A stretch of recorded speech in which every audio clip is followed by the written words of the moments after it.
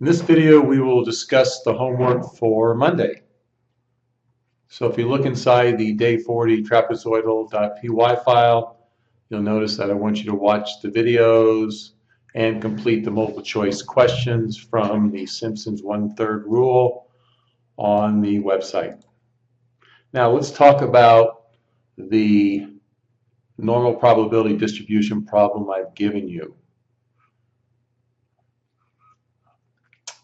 So the normal probability distribution is given by this equation right here.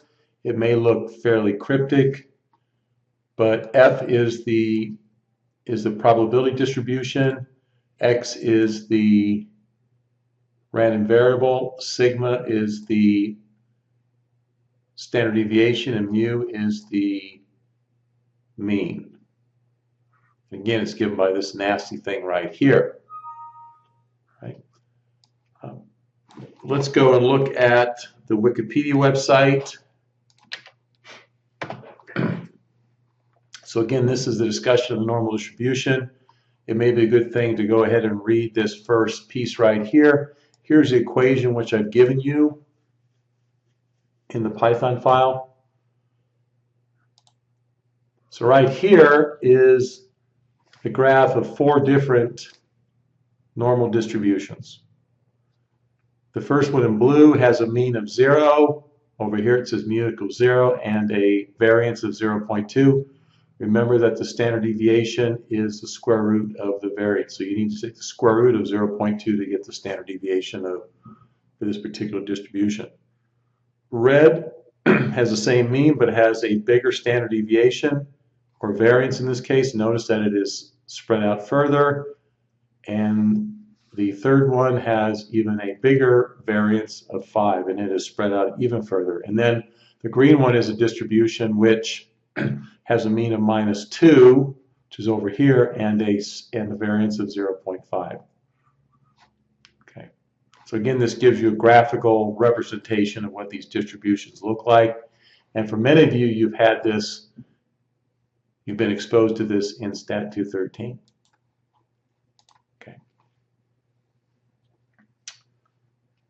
So the first part of this problem is to actually replicate the graph I just showed you. So what I want you to do is replicate that graph using the same colors.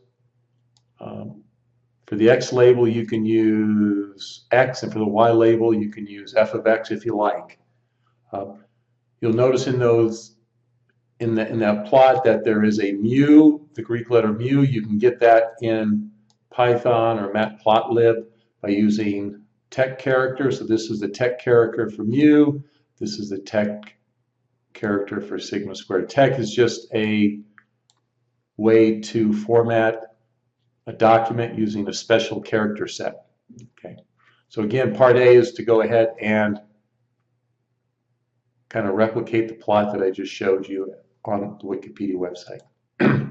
Part B, let X be the random variable, again drawn from the normal distribution with mu equals 0 and sigma equals 1. Okay. This distribution, this normal distribution is a special normal distribution. It's called the standard normal distribution.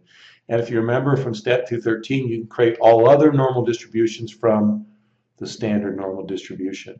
And the standard normal distribution is typically what you're given when you're given a table. Now the probability that X is between A and B, if you remember, is given by this right here. And that's simply the integral of this function right up here when X is 0, when X is X, sigma is 0, and mu is 1. So again, if you integrate this function right here from A to B, that will give you the probability that X is between A and B. Now consider the table at this particular location. Again, it's at Wikipedia. So this table right here is a standard Z table. It gives you the probability. If you look over here on the right, it gives you the probability that Z is between 0 and big Z, or the X is between 0 and big Z. All right?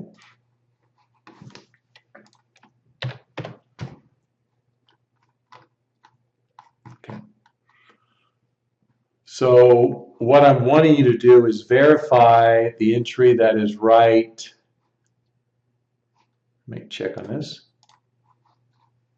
I want you to verify the entry that is right here. Right? This is a probability that your random variable x is between 0 and 1.5. 1.5 plus 0.00 is 1.5. So again, what we're going to do, I think on the next part of this exercise is to verify that amount. But that's the amount that you're interested in. Okay. So again, look at the table.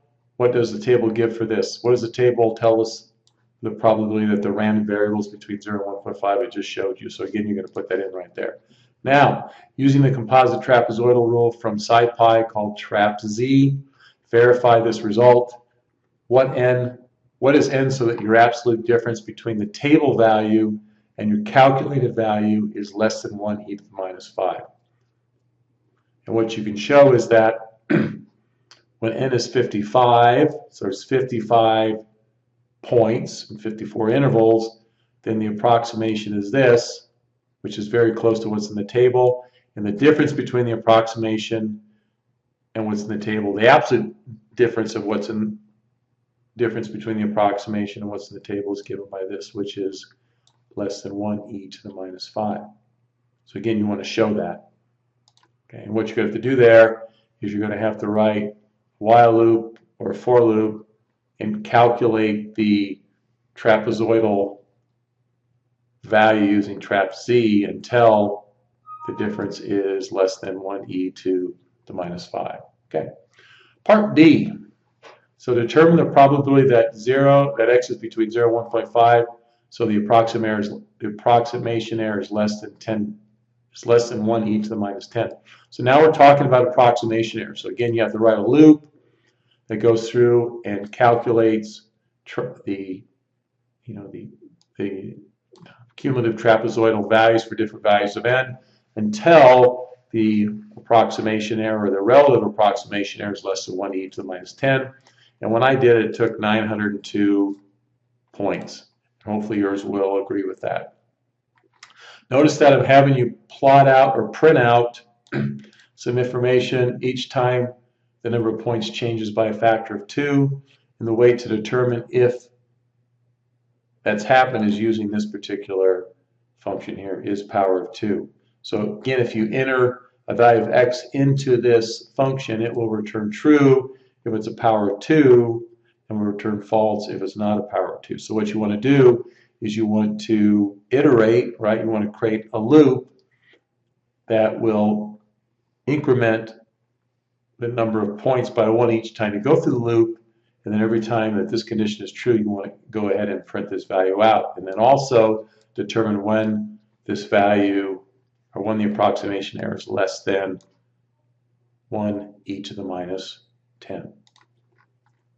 Finally, in part E, since f is a probability distribution, we know that the total area under the curve should be 1. What that means is if you integrate the probability distribution from x equals minus infinity to infinity, you should get 1. Recall that this integral, whenever you have an integral that involves infinity, what you're actually doing is you're evaluating the integral for different values of x, and you're letting that go to infinity, right? So what you're going to do is you're going to get an infinite sequence of definite integrals that are converging to, in this case, 1.